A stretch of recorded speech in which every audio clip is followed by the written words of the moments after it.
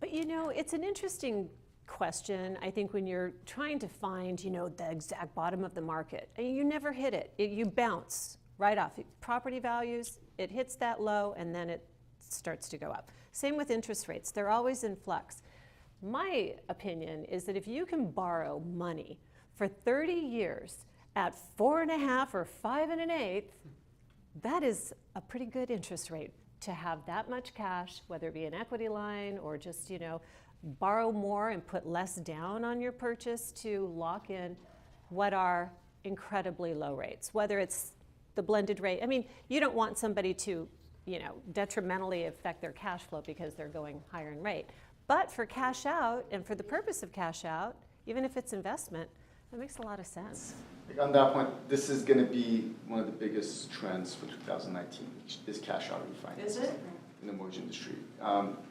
Reason being is investors are what's driving this. I mean, they're actually, like, for example, if it's a debt consolidation loan, I'm seeing loan to values up to above 80%, 90%, even higher. If it's debt consolidation, if they're putting themselves in a debt restructure into a better situation with their debts, getting rid of high credit card payments or other payments, getting a mortgage instead. And that's something that, as an agent community, you want to be mindful of because it will allow them to put themselves in a better situation for a possible purchase in the future. So with what Bilge mentioned, I mean, with the equities that's out there, with the price, the value of the properties, being where they're at, there's a lot of equity to be tapped into, and why not have that money go towards real estate? So it's the most proven, investment vehicle.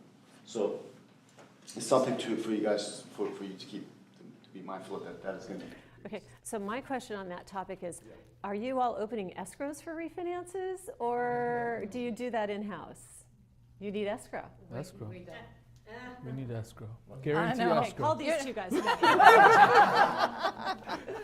know how it is. I know that on some HELOCs and second trust deeds, some of the big banks are not really requiring an escrow. They do things in-house. Yeah, and yeah. it's simpler. But for a mere $665, you can get your refinance done and guarantee escrow.